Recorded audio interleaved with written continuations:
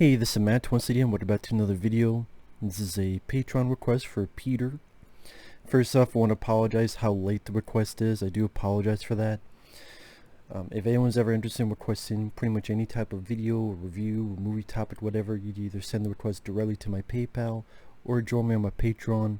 Both links are down below in the info box. If not, no worries, but if so, thank you so much. And also, I'm sorry about the noise. If you do hear a noise, it's a fan because it's just too hot.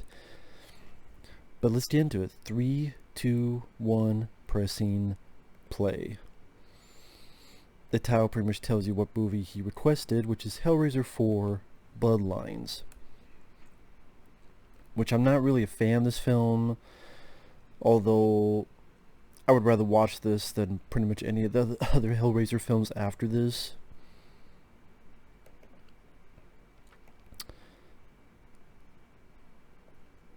I know this got a lot of production woes, production problems, re-editing, to the point that the director wanted his name taken off. Yes, this is the one with Hellraiser in space.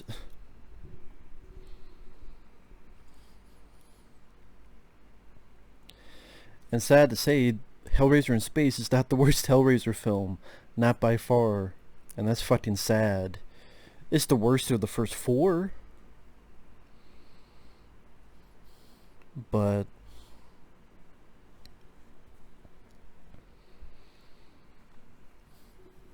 I mean, whenever you get the idea of Pinhead in space, I don't know how they thought that idea was going to sell to people.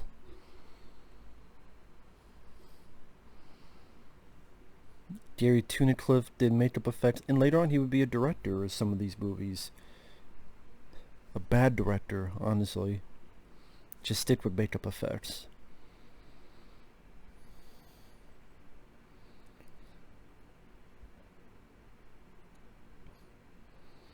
Now, I have reviewed all the Hellraiser films.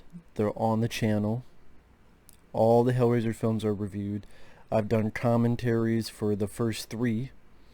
To me, the only 3 truly good ones.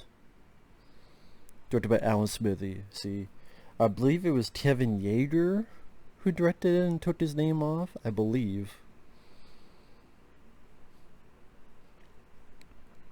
This does seem like a movie that would be due for a making of documentary.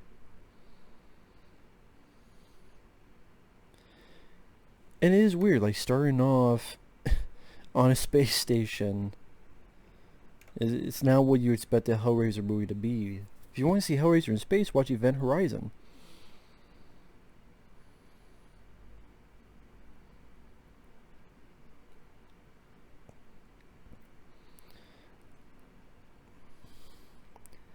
But you know what? I gotta say, the space stuff is the most interesting parts of the movie to me. But I think because I'm a sucker for space, spaceships, sci-fi, that type of stuff, more than ancient medieval times, or not really medieval, but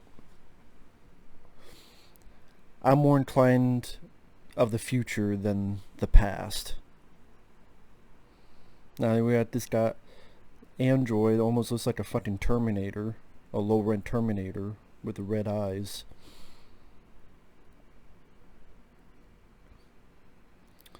But this guy, who is an ancestor of, well, we'll find out.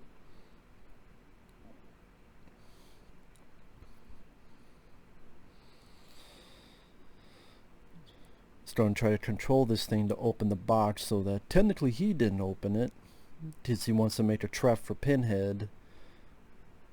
So technically, in canon, this is the end of Pinhead's character, because it takes place so far in the future. If this file's canon, technically this is the last one.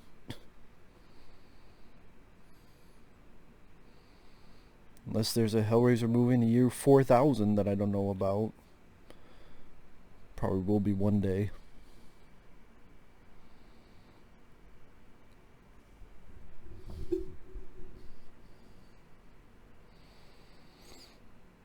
those early digital effects.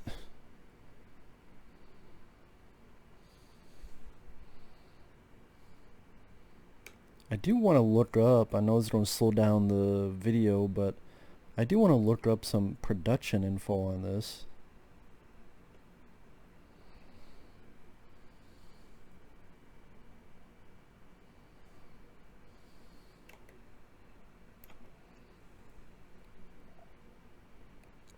Blue's top.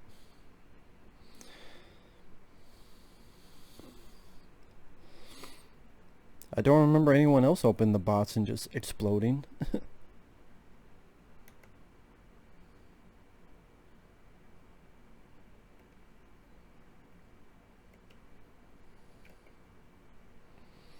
And yeah, this was the last Hellraiser film to go into theaters. Yeah, Kevin Yagher and then Joe Chappelle came in to do some stuff.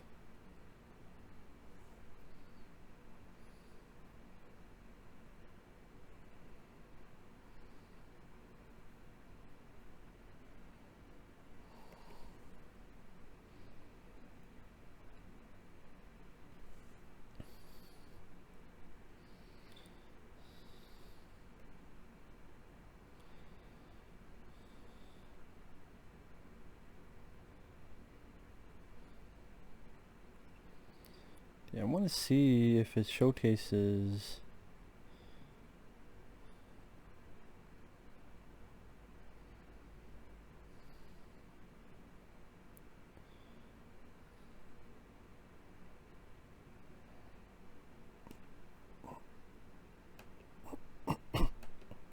Okay, this is what it says right on Wikipedia, but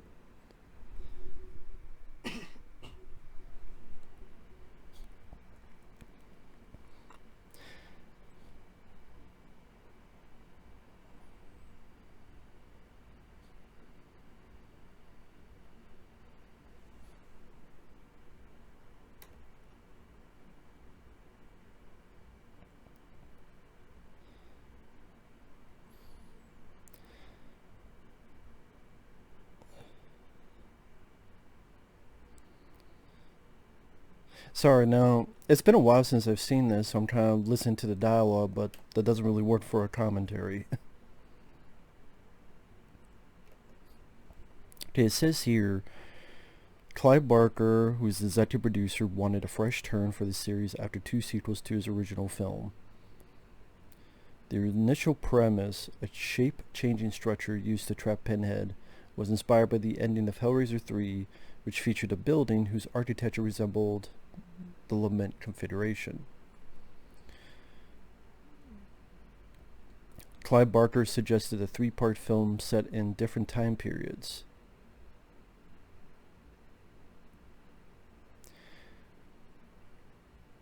Screenplay was called Ambitious. The screenplay featured a linear timeline, more special effects, and violent confrontation between Pinhead and the character Angelique.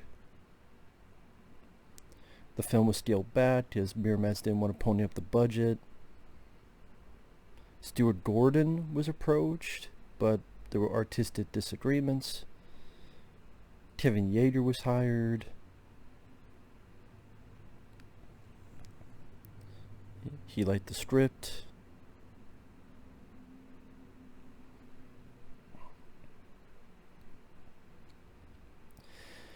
To save more money, number of characters were reduced.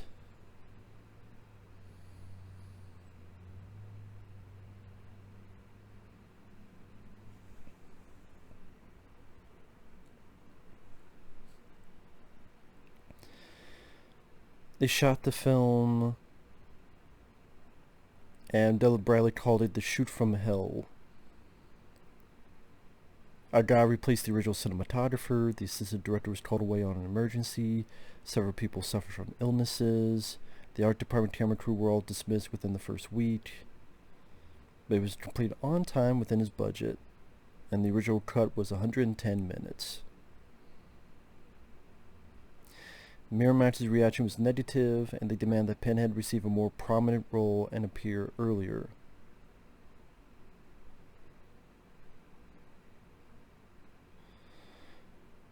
Miramax's demands required rewrites. Pinhead was inserted into the opening of the film, which was changed so that the 22nd century Paul Merchant narrates his ancestor's story, and a happier ending was added.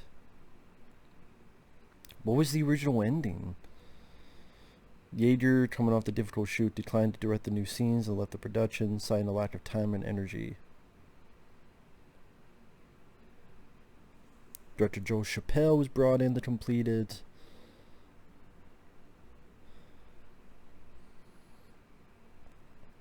New footage was shot. Angelique's origin and relationships with Pinhead were changed. Many scenes were removed during editing, especially from the Le Marchand storyline.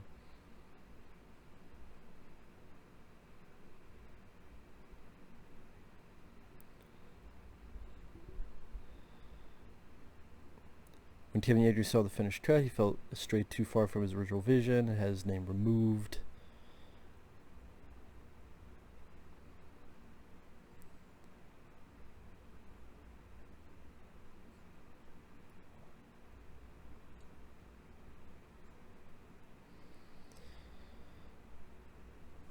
I know this does have a fan base. I think mainly because it was trying to do something with the creating the origin of the box. Not that I really cared to hear what the fuck the origin was. But hey, what do I know?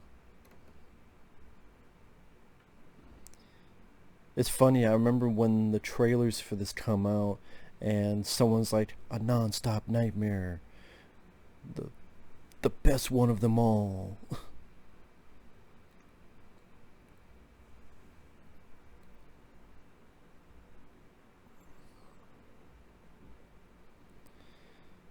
And so who the hell said that?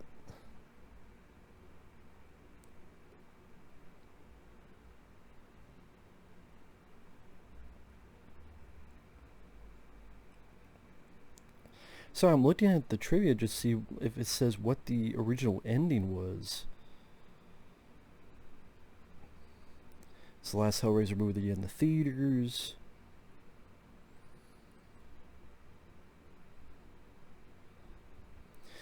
There were promotional photos of aristocratic Cenobites wearing white powdered wigs, as well as demon clowns and an entire ballroom fancy dress party, as Steele wanted to get the Pinhead story sooner.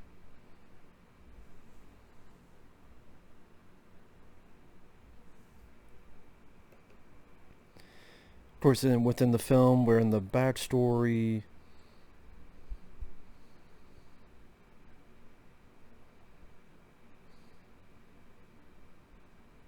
Where girls getting choked the shit out.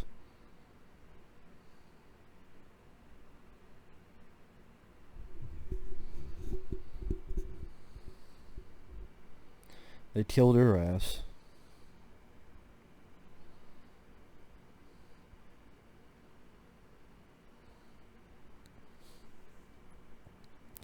Film takes place 1796, 1996, and 2127.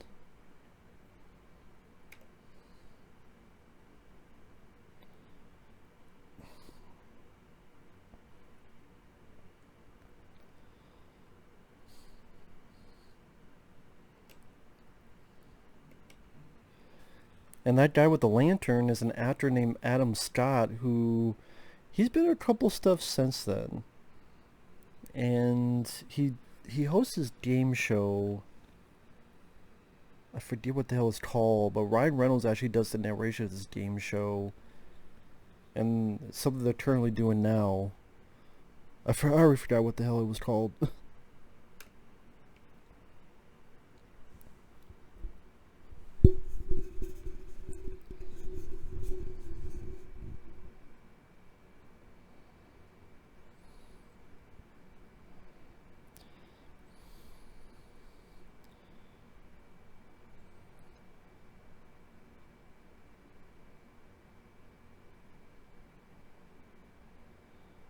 Okay.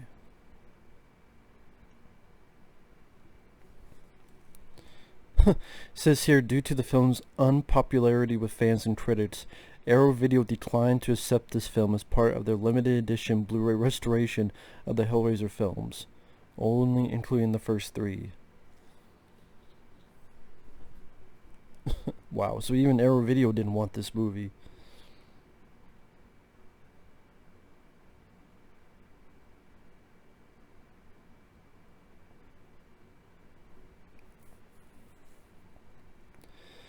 It says here, Kevin Yagher disowned the version which cuts made behind his back due to conflicting artistry ideas. Yagher's version contained much more graphic imagery, plot, and explained everything that happened in the film. The producers disagreed, demanded Pinhead should appear sooner, despite every version of the script up until then having him appear around the 40-minute mark. Joe Chappelle was brought in. Okay, it doesn't say what the original ending was. I'm on stuff.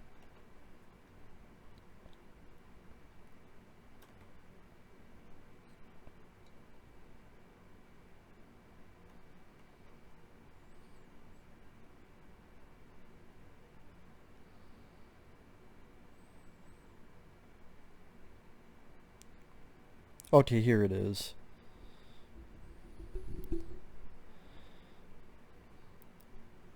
So the original cut was more linear. It began in 1784.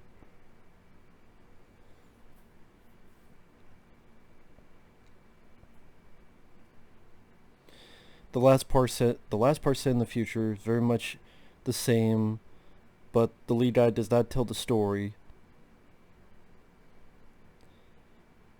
The final confrontation features all the Cenobites and Angelique wanting Paul to join her.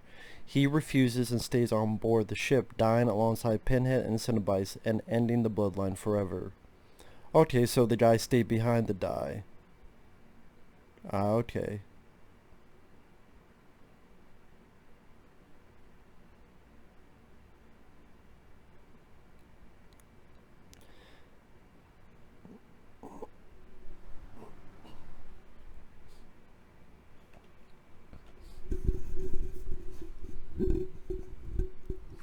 Well, let's get back to the film.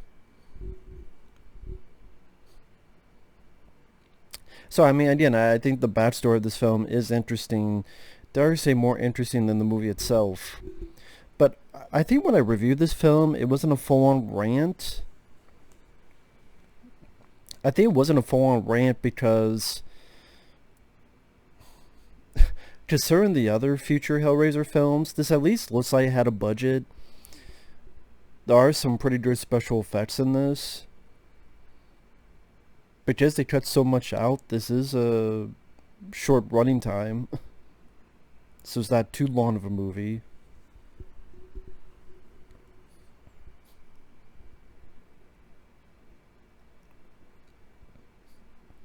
I think this is where you get... yeah, this girl.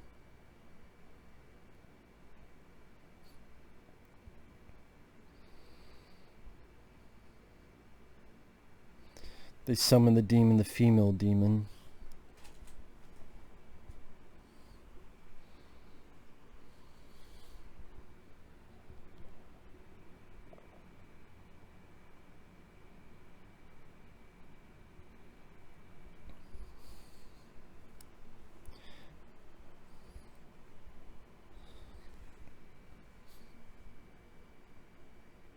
Or Angelique, sorry.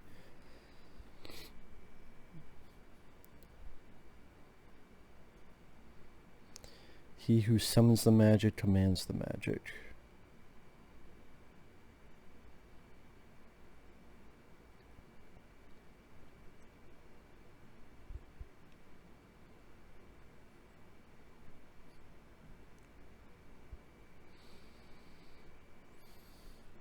And this lead actor, I know his name is Bruce Ramsay, who plays each ancestor of this. I'm not sure what else Bruce Ramsay has done.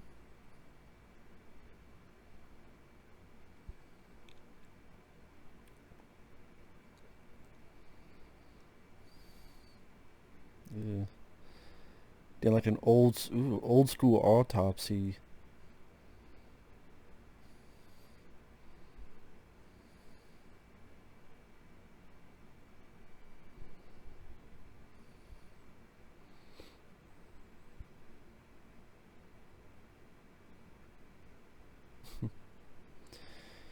So, I mean, the plot is that this answer, he was a toy maker. He was made to create this box. He does. It creates, brings forward demons. And then he was trying to make a device that could defeat. Anyway. Why am I telling the plot? People have either seen the film, they know the plot, or they don't give a shit.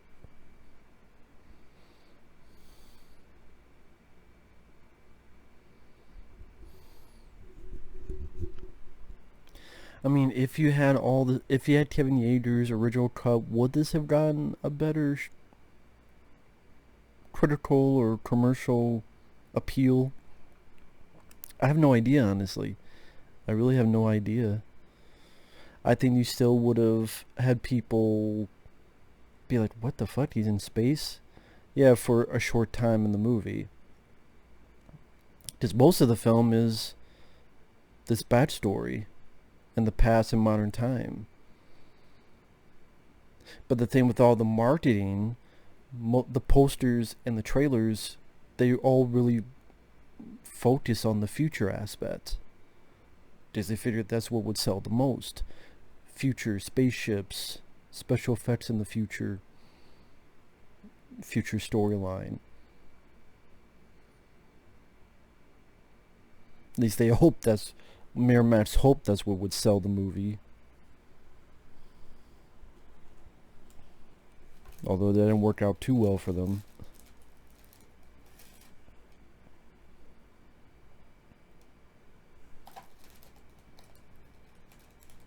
Well, that guy had a bad day. Guess he wasn't the master after all. While this girl trying to fuck this guy's brains out.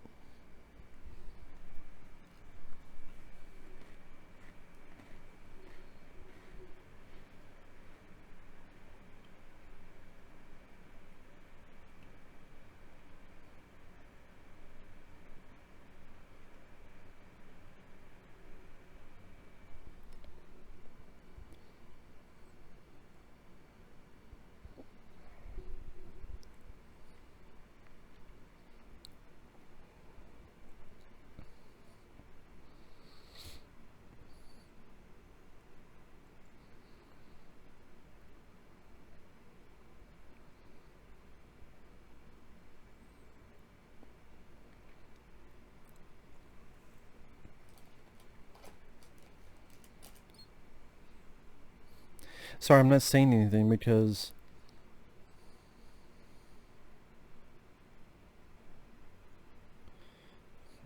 pretty much just ordered her to kill the toy maker. They've killed the one guy off screen.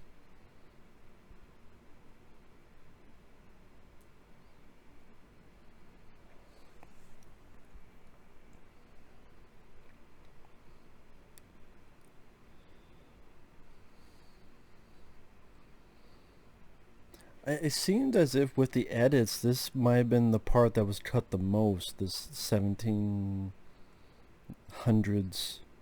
portion. Because, yeah, I think they find the toy maker dead.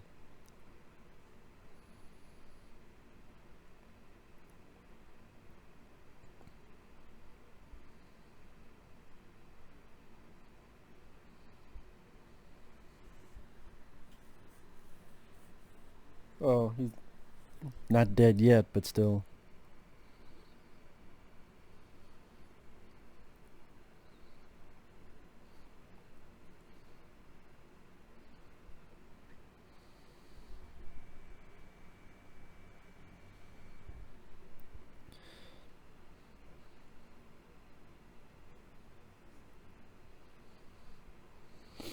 I think that's it for the 2400. So, yeah, I mean, with the opening credits and then the future portions, yeah, this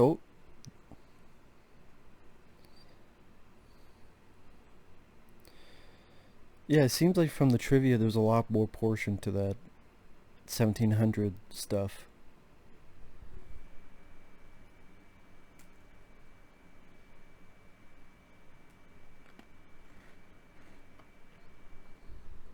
It seems like all this stuff with him telling the story, this was part of the reshoots.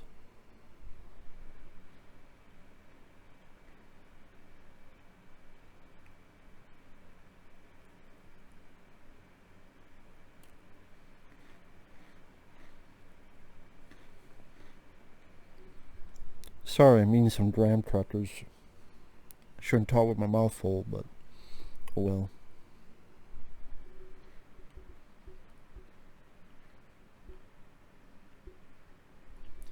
I thought you were going to say, I know what's in your wallet. I know what's in your wallet. Allstate. So now we're in the 1990s, and the wife is Tim Myers, one of the stars of Nightmare on Elm Street Part 2, Freddy's Revenge.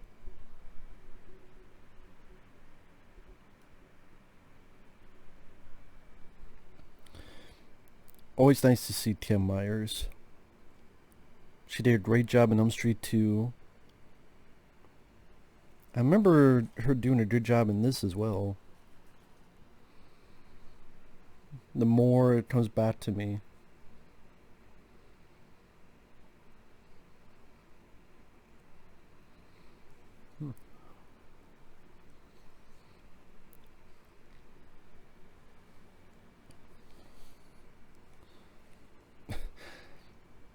It's not Tim Myers acting, it's the dialogue. I don't want you haunted. I want you hurt. I don't know, just the... I don't want you haunted.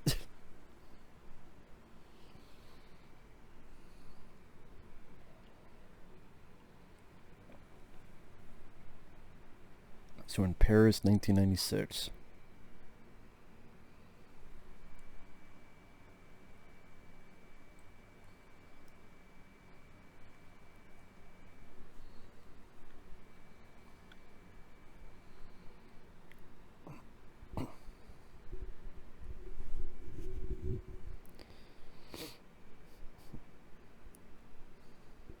Oh, that Adam Scott is still alive as well?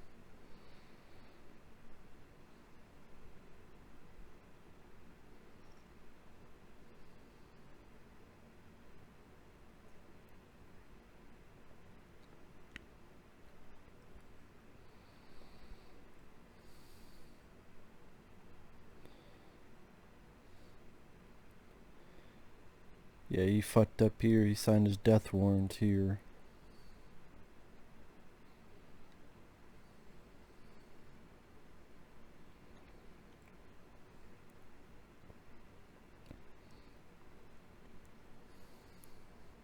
I'm trying to remember exactly what he said that made it so that she could turn away from him this time.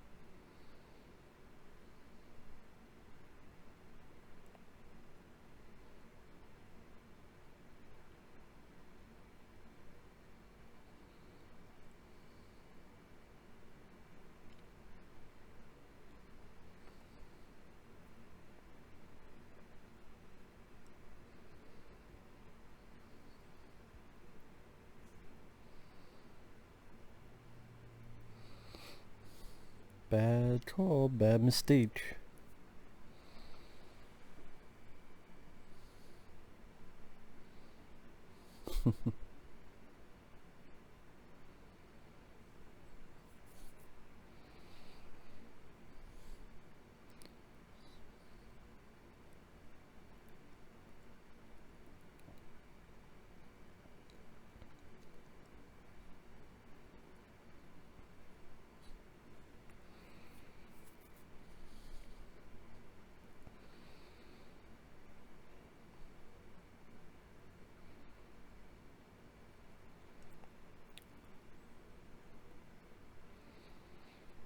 What was the lesson? She's scratching the shit out of her face.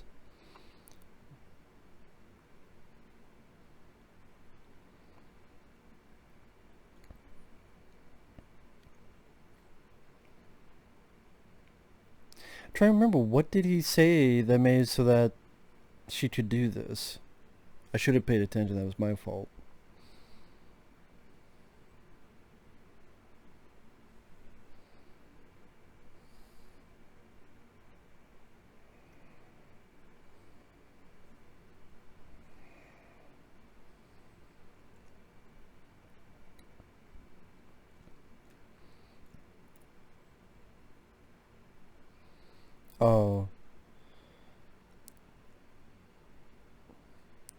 Tried to stand in Hell's way. Okay, so that was the rule.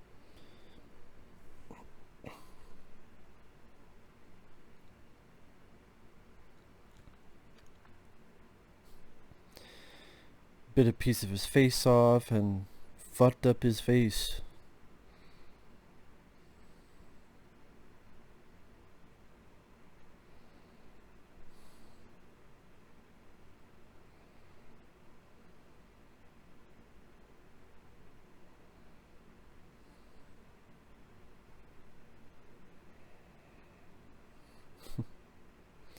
Fucked his day up. That's a gut punch right there. Then she just gave you a heart attack. Haha. No, just have a heart. We're in New York City.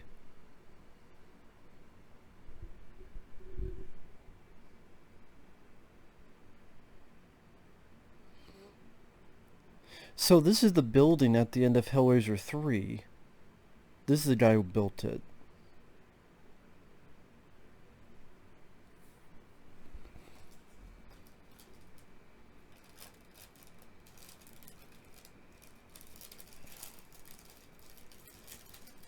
No, you don't want to be touched. Well, there's some ways you want to be touched, but maybe not the way you want it. Yeah, just accept the reward and get out of there.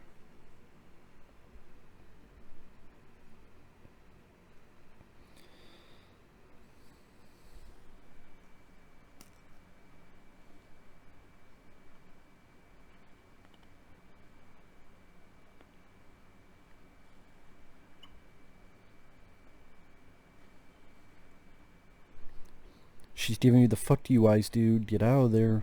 Get the hell out of Dodge.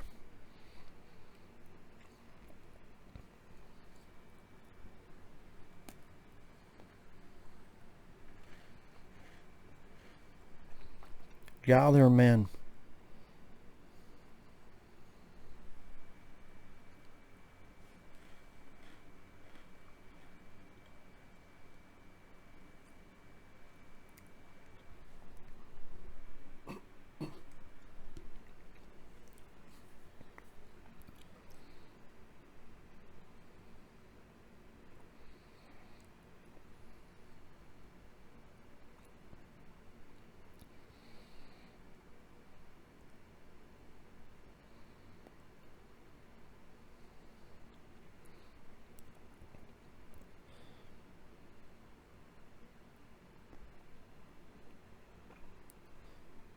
Yeah, Angelique.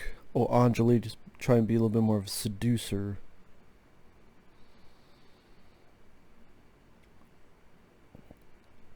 You know what? You could have just gotten a tab and have the tab follow the car instead of doing this whole shebang.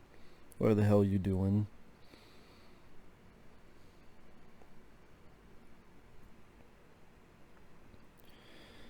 It's like, you want the toy maker, why don't you just follow him and get a tab and follow the car? Or if you have demon powers, can demon power just, I don't know, teleport there or fly there or something? I don't know. Do you need a fucking car if you're a demon? Do you imagine Pinhead being in a fucking cab?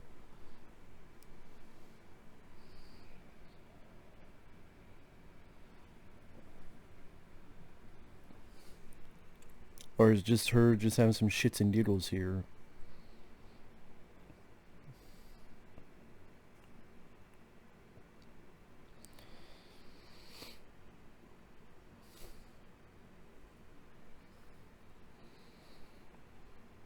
So brought the guy down here in order to get the box?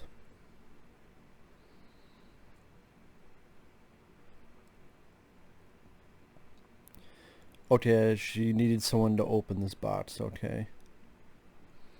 Why can't she do the fucking deed herself?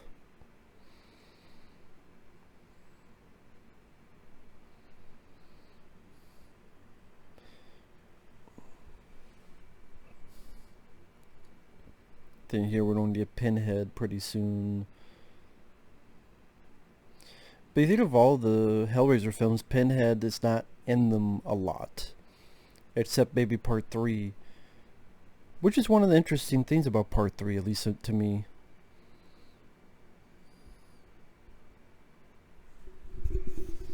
Hmm.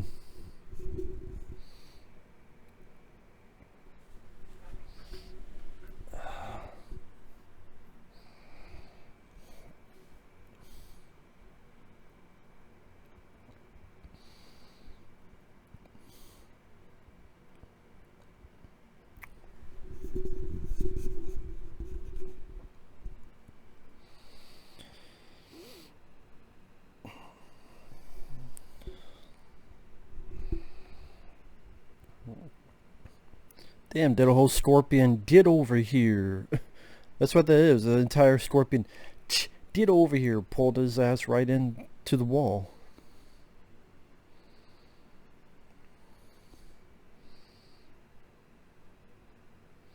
He was Pinhead. I mean, we saw him earlier technically, but...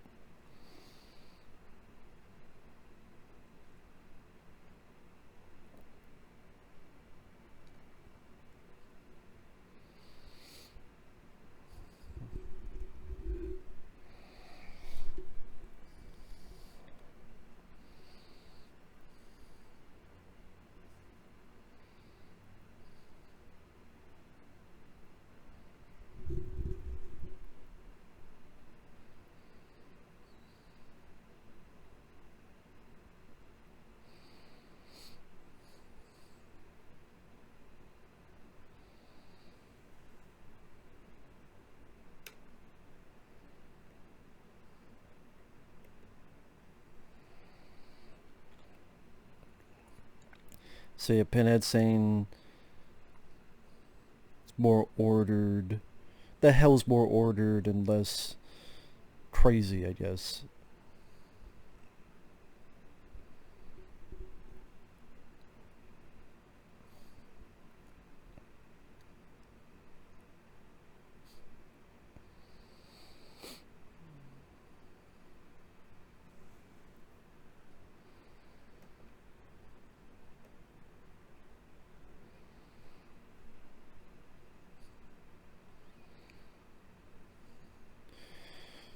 So this guy should not have been following in his ancestors' footsteps. Should have left it alone. Opened up a fucking bingo parlor or something.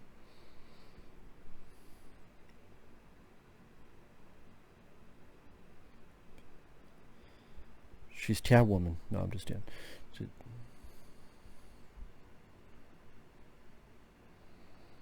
trying to think like what Bruce Ramsay, like who he reminds me of.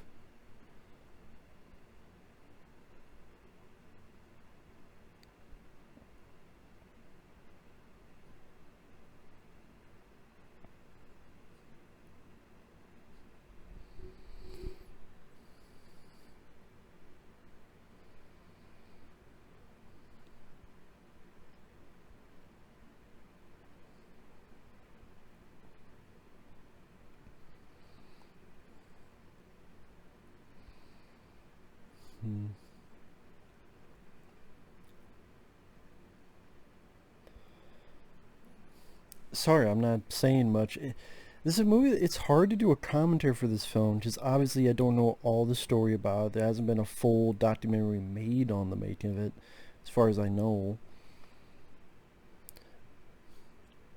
I will say that would be interesting to see making ofs of the other Hellraiser sequels.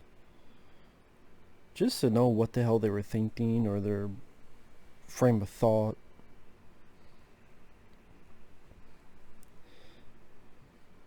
And like I said, with this movie, I don't love the film much, but I mean, with this version, at least it's only an hour and 20 some minutes, and I like the stuff in space. I get some fun out of it.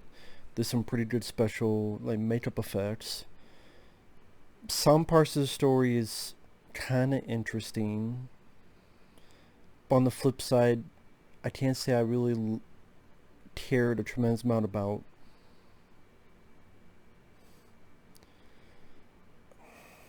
the creation of the box.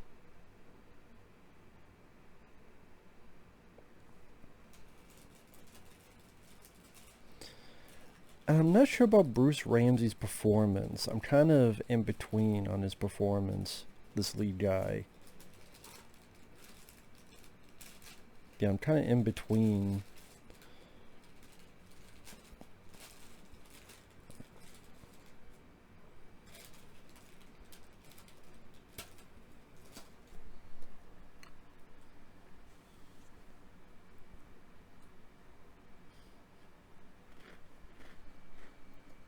Oh, titties. I know I got food in my mouth, but I'm on titties. I see titties. Titties, titties everywhere. Titties, and some hair.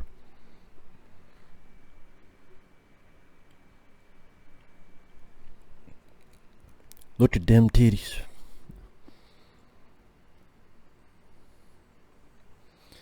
I want you to sit on my face. That's what I want.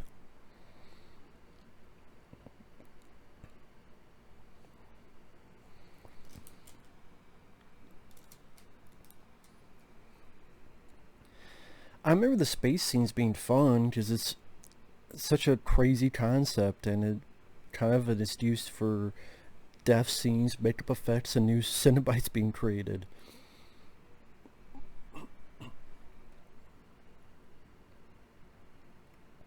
Sorry, I know people get mad when I clear my throat, but it happens easily with my throat when I'm talking for long periods of time. I'm sorry.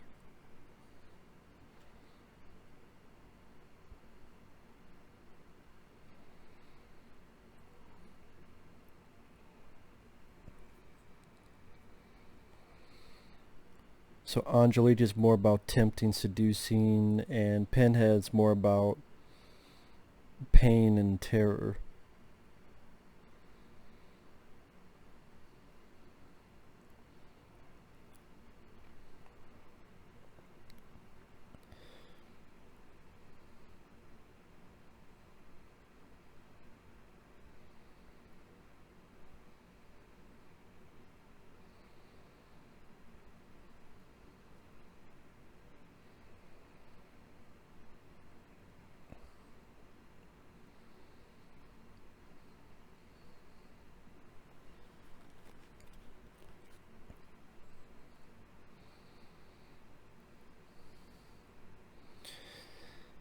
That's the dialogue.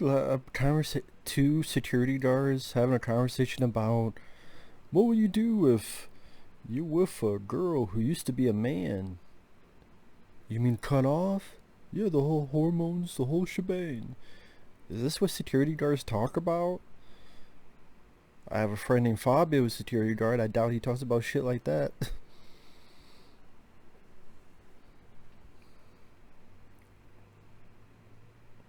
Of course, security guards are usually goofballs in these movies, and almost always die in these kind of films. You see security guard, 9.95 out of 10 times they die.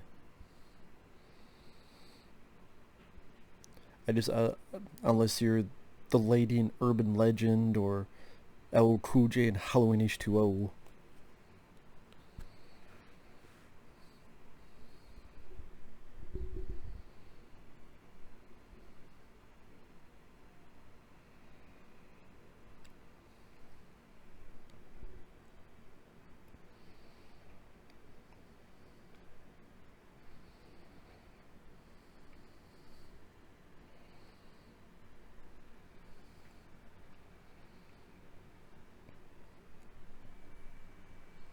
So probably they're gonna lock these two guards in and unleash the big dog. Fucking terror dog or something. Again, I'm sorry I'm not doing much in the commentary. I don't remember tons about this movie. This is not one of those I watched much growing up. And back then I'm like, I hated it. Nowadays when I reviewed it, that was the last time I saw it. I forget when I did those Hellraiser reviews, but yeah, I did review all of them. From the first one up until, Judgment. After 3, they went downhill fast.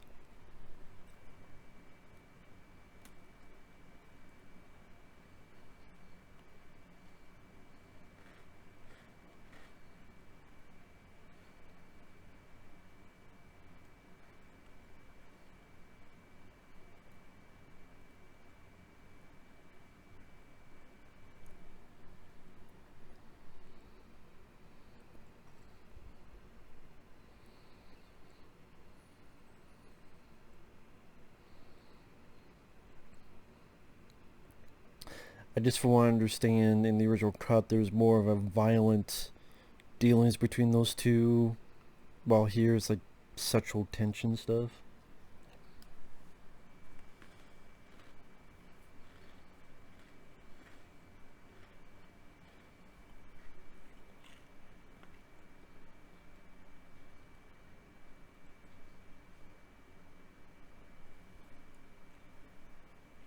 Just they weren't trapped in the hallway, they got out. The two security guards.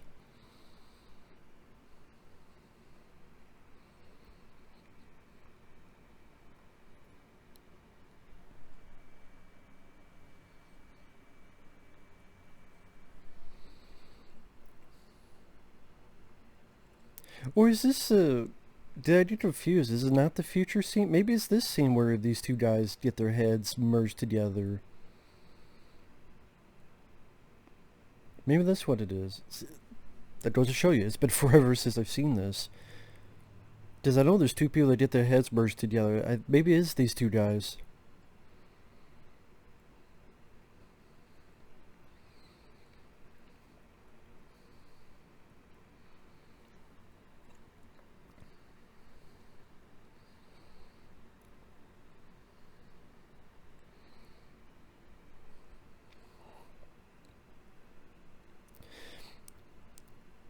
It is weird that Pinhead got the drop on him by two security guards. So that's something you would say every day.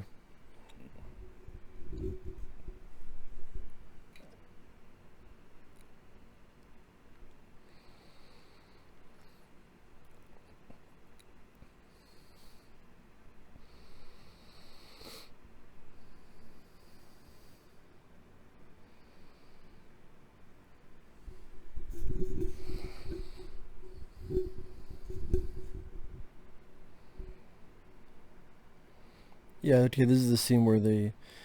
For some reason, I thought that was in the future scene, but apparently I was wrong.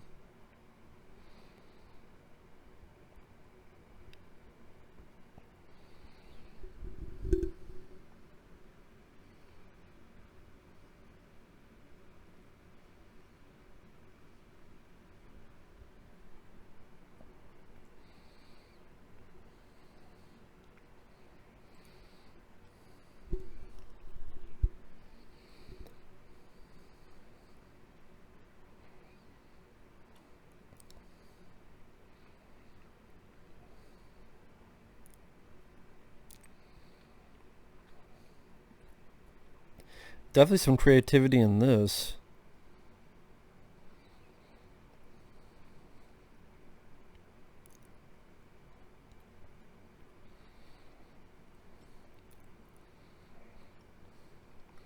Yeah, till then it stretches the face out. This weird, like, twisting and turning the faces to merge the two.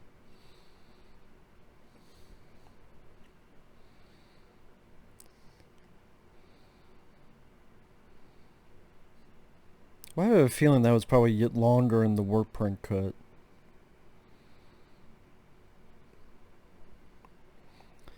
Because it did say some of the gore was cut down as well.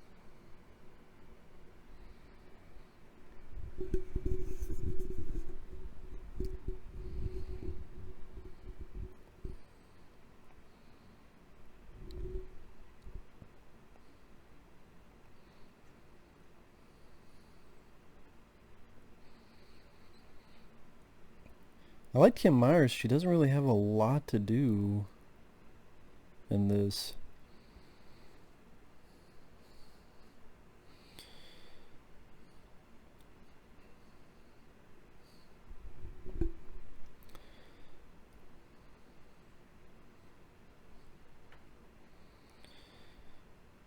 So obviously Pinhead means he's going to try to kill this kid.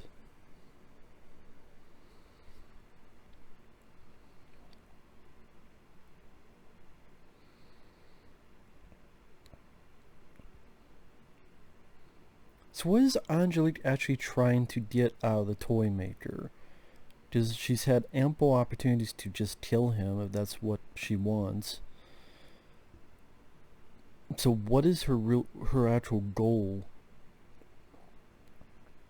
To just tempt him for a good fling in the bed? And then what? And then kill him? I don't know.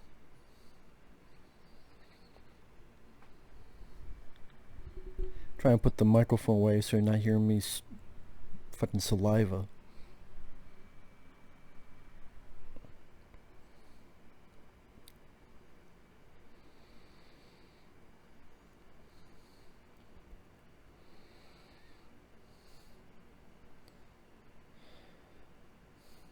I gotta do something real quick. I will be right back. Sorry about that, guys. Be right back. I have a pause here for a bit.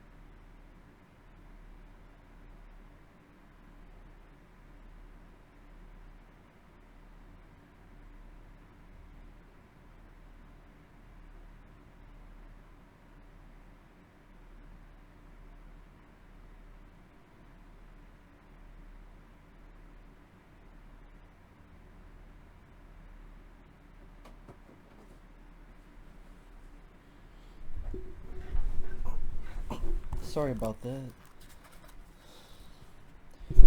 Sorry about that. I had to do some stuff. So, here we are. I'm at 51 minutes and 9 seconds.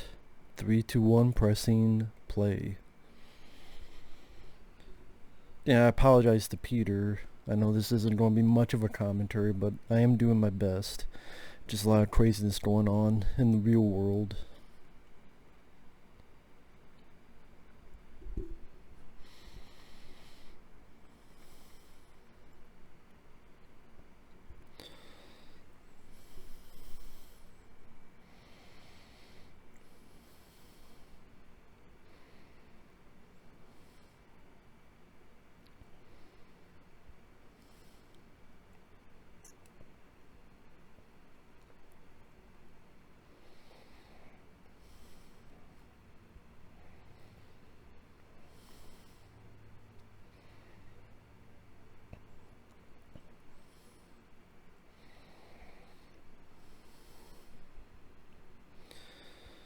I thought Pinhead couldn't do anything to you unless you open the box.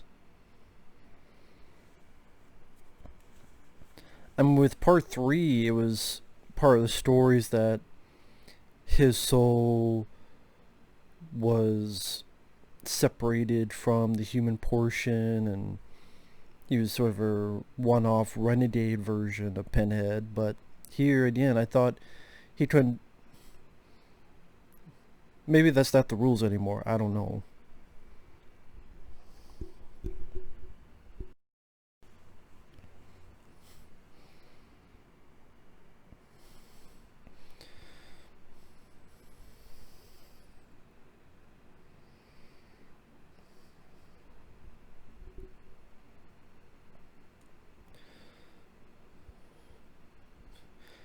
So his wife and kid are missing. He has to go back to the building because they're being used as bait.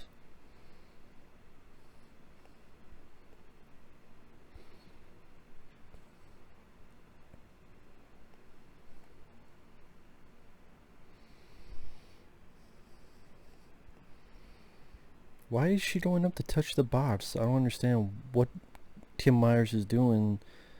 What does touching this box going to accomplish?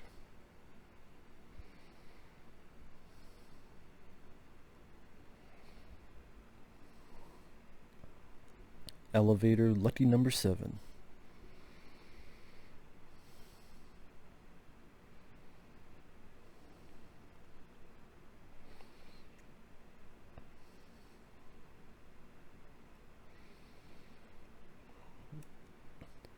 I'm guessing the longer cut, the film would at least seem a bit more smooth. From time to time, you tell stuff was cut out or trimmed.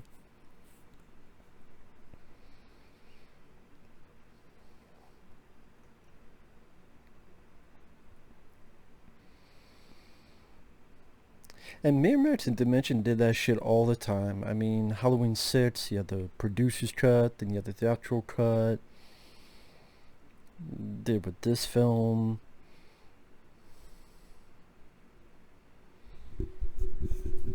Which a lot of times it does not help matters.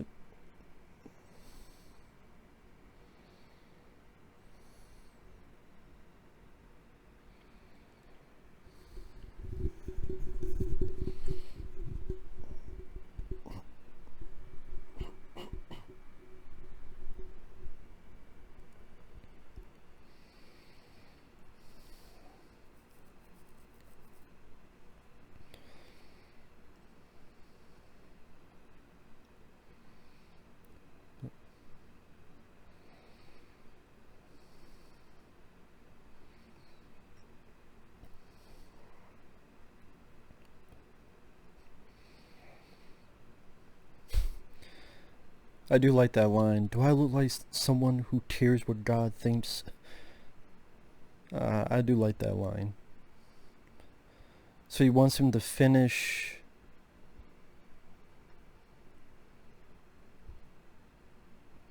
So pretty much wants him to finish this work.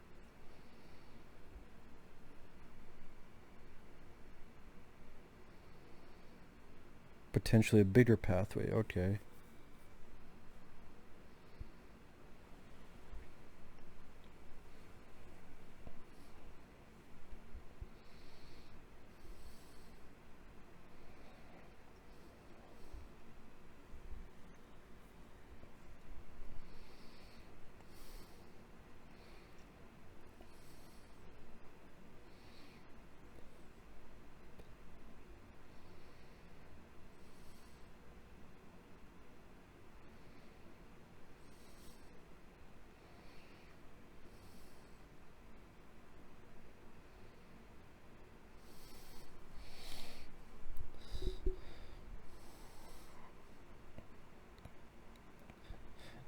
Pen's like, are you fucking serious, pal? You fucking joking, man?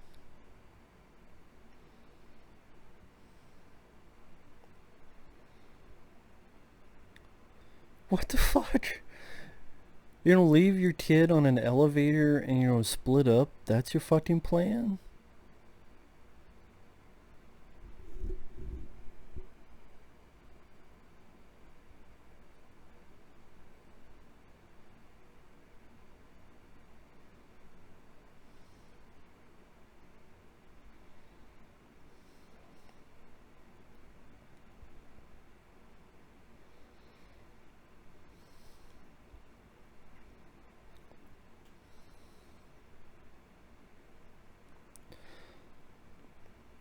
Like, why the fuck would you put your kid by himself on a fucking elevator after you realize what the hell this guy can do and what he looks like? It's just stupid.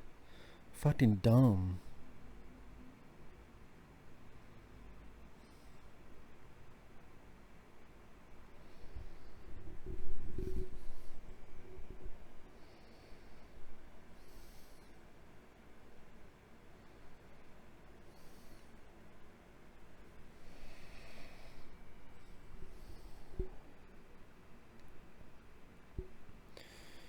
If it's a game, why don't we just play foosball or something?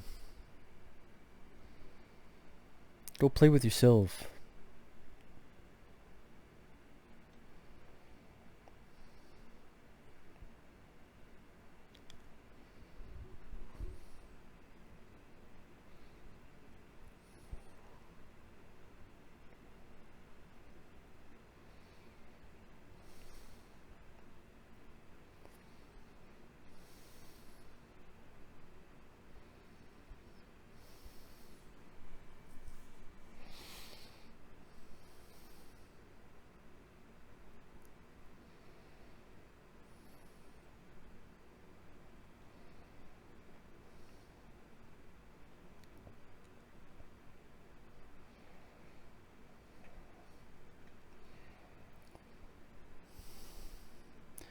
Now, how does she know this box will do anything to this dog? Did she see the first movie? Was she given a script and spoilers? Again, how would she know that doing anything with the box would do anything to this demon dog?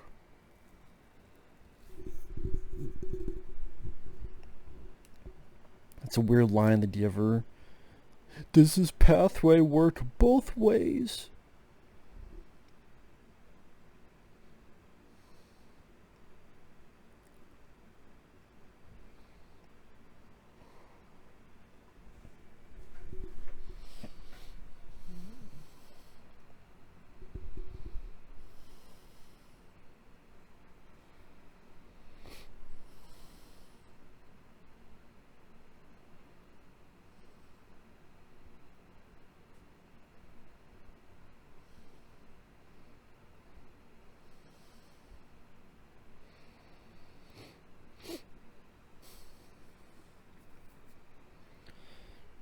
For some reason, these two seem like they're competing for what, brownie points for the devil or something? I mean...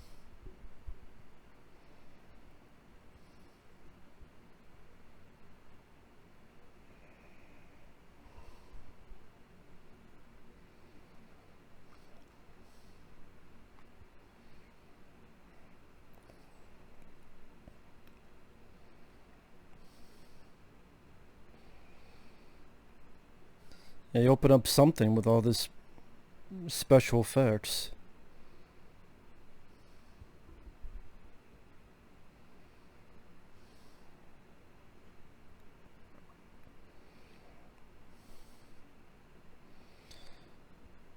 Kind of stupid to take his head off if you need him to complete your work. It's a good effect. It's a good special effect, but again, it just kind of weird.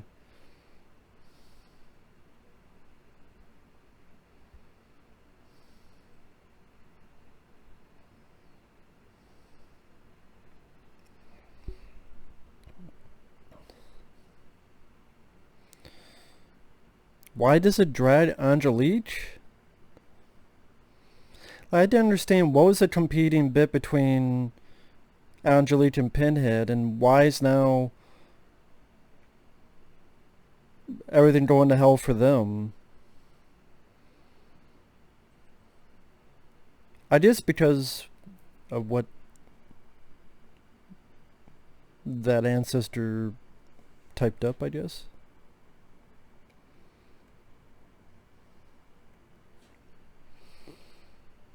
I guess.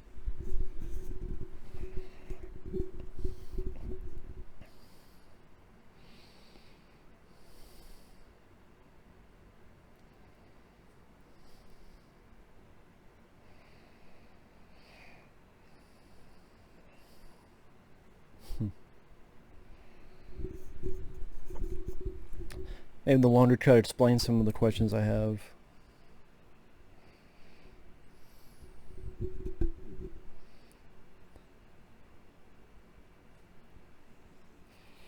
And it made me go like, well, wait a minute. What did the guy actually accomplish on this computer with all the fancy special effects? What did that just make the building explode? That's why? Or open up the box in a weird way? Or was Pinhead pissed off at Angelique and that's why it dragged her with the chains into the box?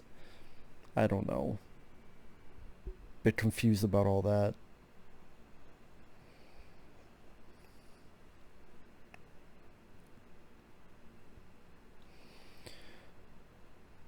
We just saw this stuff at the beginning of the film.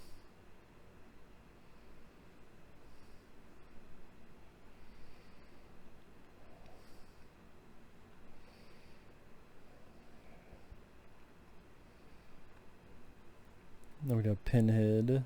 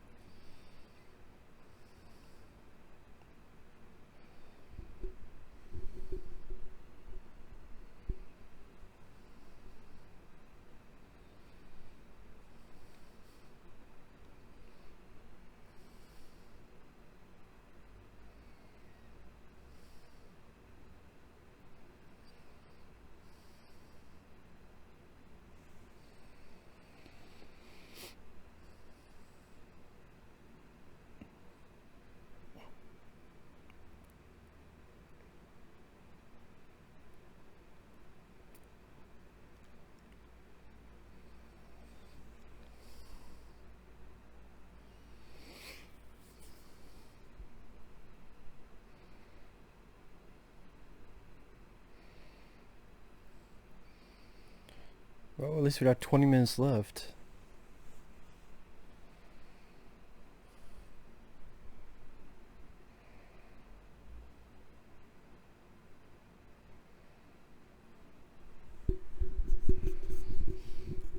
I mean, there's been other movies that dealt with sort of hell in space. There was Dark Side of the Moon. There was Event Horizon. I'm sure there's been others.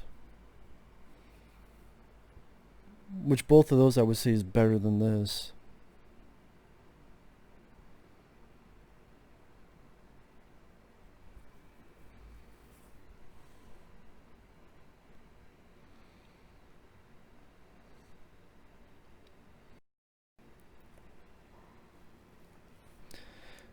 It's a bad name for a character, Rimmer.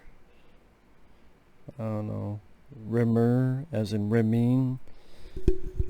If you don't know what that is, don't look it up, but that's a bad name for a character, Rimmer.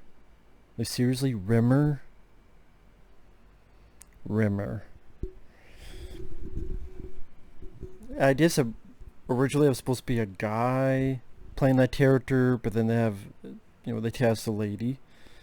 But yeah, why would you name a character Rimmer? Like, that's close to rim job and all that stuff. Fucking crazy, man.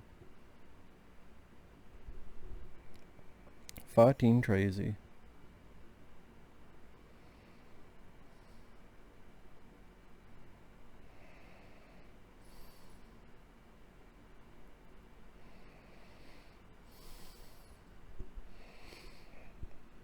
Yeah, you're dead, buddy. You're dead as fuck. Just accept it.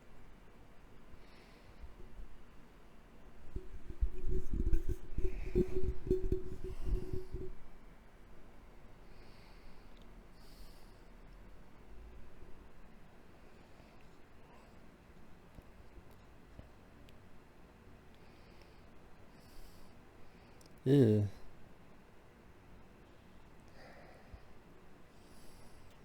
Damn, ripped his face right off. Again, there's some good makeup effects in this, which makes sense because Kevin Yagher directed it.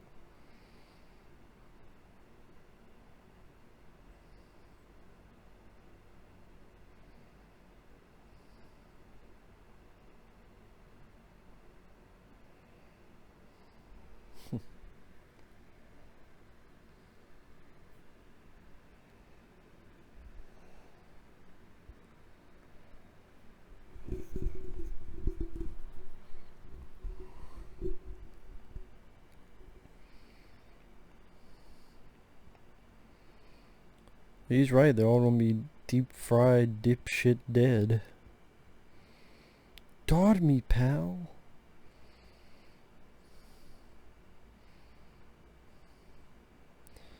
I mean, granted, the inside of the spaceship looked about as high-tech as a Roger Corman film from the 80s.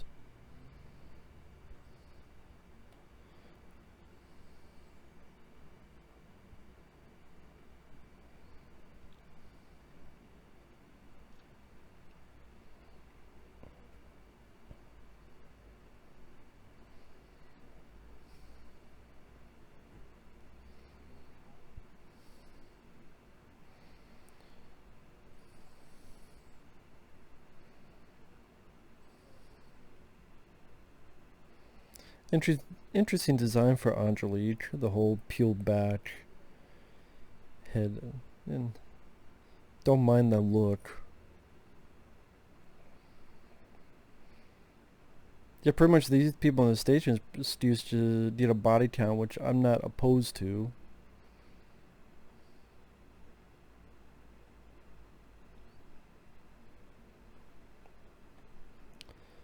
Some cheap fun times.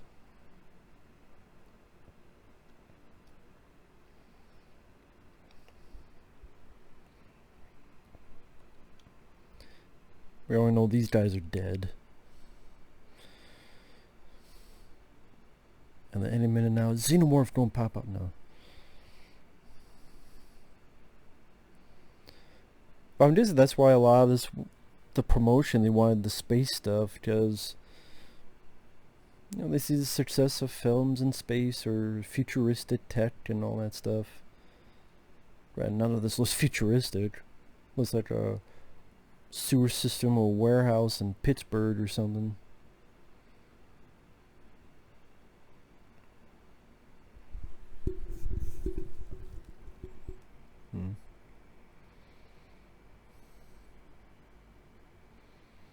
The fuck do you think you're doing, man? Get out of there.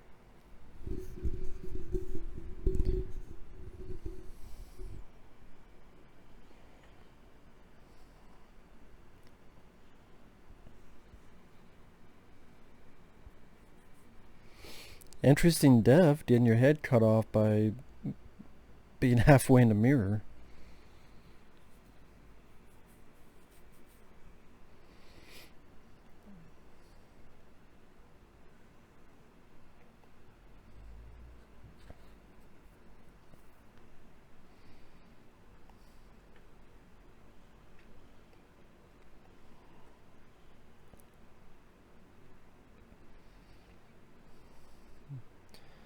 But it is weird that, you know, Pinhead just got shot at with a laser gun. Never thought I'd say those words.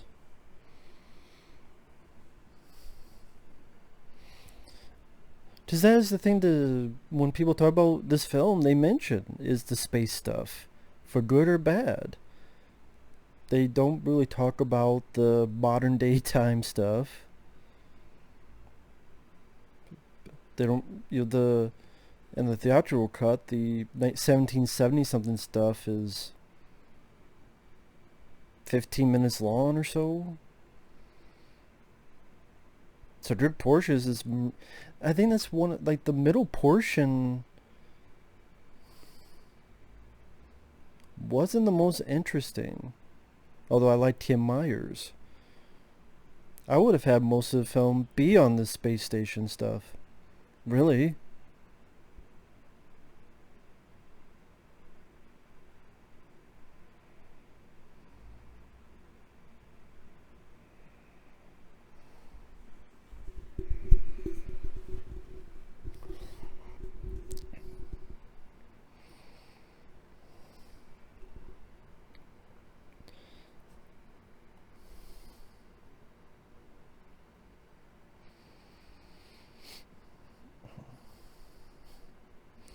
At least they finally let him out to finish his job, finish his work.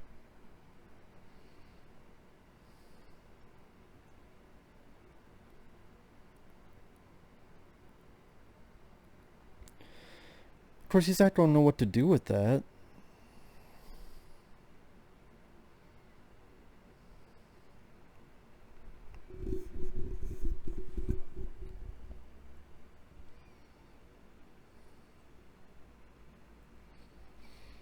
course, didn't tell him how.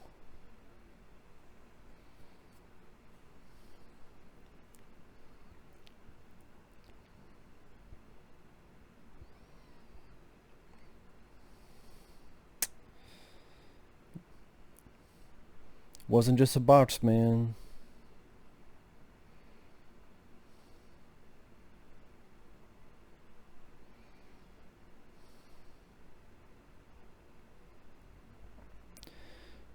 Fucking double trouble here. Daryl and his other brother, Daryl. Okay, you can move.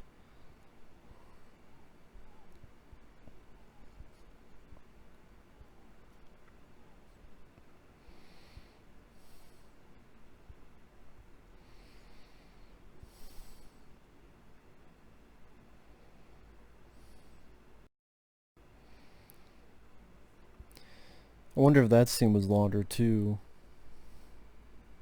or more graphic.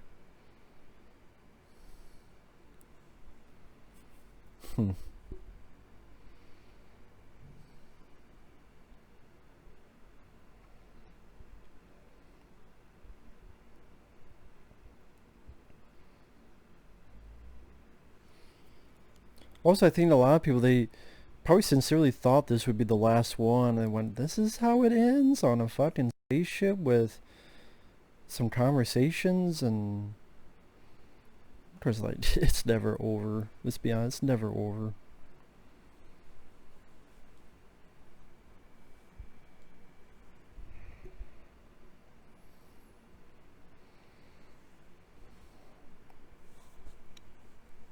Great, Pinhead will monologue himself to death.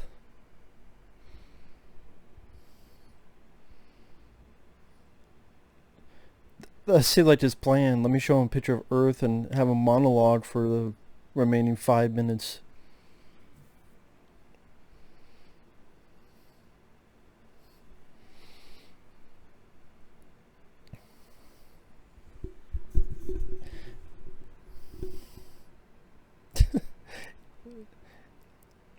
He monologued so long that the guy ran away. Pinhead monologued so long. He's like, fuck it, I'm gone.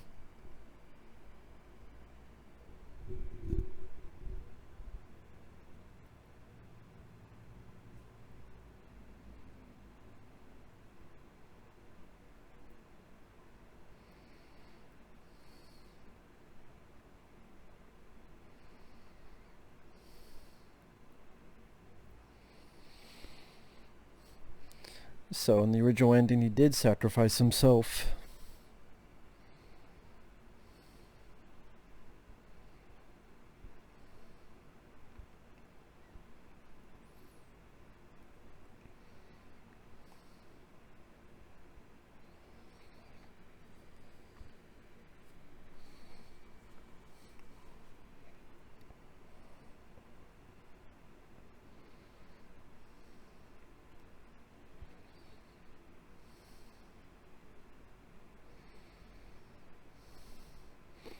I don't mind the look of the dog. It's not that bad of a looking dog. Pretty decent practical effects. Nice decompression explosion there. So you can kill the demons just by making them blow up. But I guess those laser weapons didn't work on Pinhead.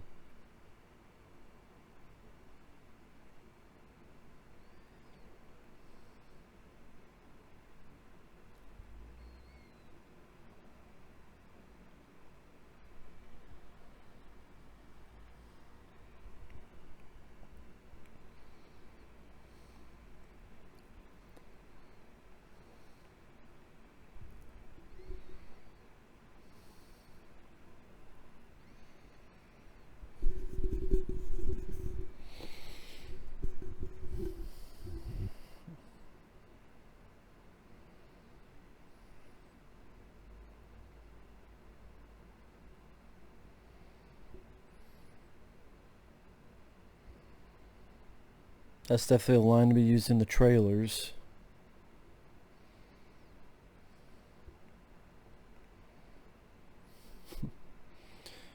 Fooled by sci-fi technology.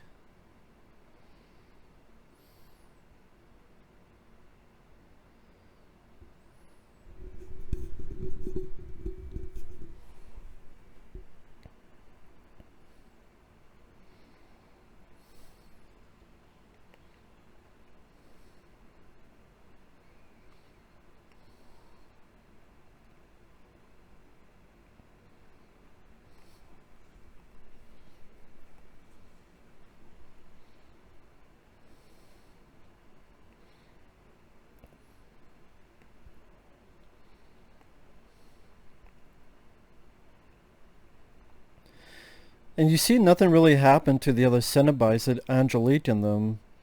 Wonder if there was more to that.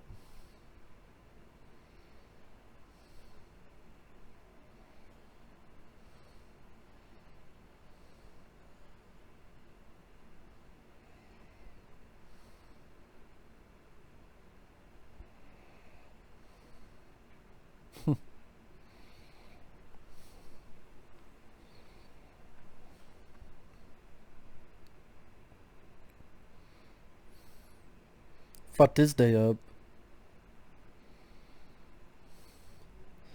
Goddamn light show of frenzy.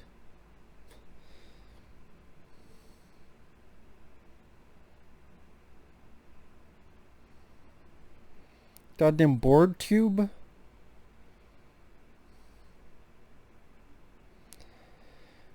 Just such a weird thing. That this created a giant Lament Configuration, then an explosion, and...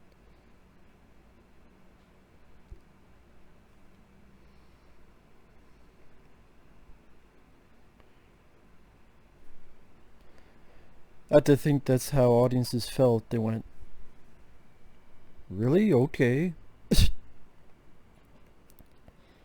I mean, I'm not going to go through all the end credits. I apologize. A lot of this has been sort of me silently watching, because this is not a Hellraiser film I've watched a lot, and it's not a Hellraiser film I grew up with a tremendous lot. So, again, there's some... It's only a short... It's a short film. It's only an hour and 20-some minutes. At least there's some production value compared to some of the later direct-to-video films. So I did buy this going theatrical. There's some good gore. As silly as the future setting would be for Pinhead, I was still kind of having some fun with that. Bruce Ramsay, off and on. Overall, I'd probably say I don't mind him as in the lead. I probably liked him more in the future scenes than others. Kim Myers, cool to see her. She didn't have a tremendous amount to do. You tell a lot of stuff was cut out. Like Angelique, she had nothing to do in that finale. Pretty sure she probably had a lot more to do with the finale, because her character kind of disappeared, and it's like, okay, did she and the other Cenobites get blown up along with Pinhead? There's really no shots of them. Again, I have a feeling there's more than that to that in the original cut. Maybe I'm wrong. But as I said, you could tell a lot of stuff was cut out. You tell there's some stuff that's like, it doesn't add up 100%. Pinhead, he did kind of monologue himself to death. You know, people say he talked too much in part 3, but I like part 3. This one, he literally did monologue himself to death. So, it has a lot of issues. I'm not a big fan of the film, but like I said, sadly, it's not the worst of them. It really isn't. That's just my opinion. With that said, thanks once again, Peter. Sorry the commentary wasn't much, but thank you. Thank you everyone for watching. Take care, and we will see you in the next video. Later.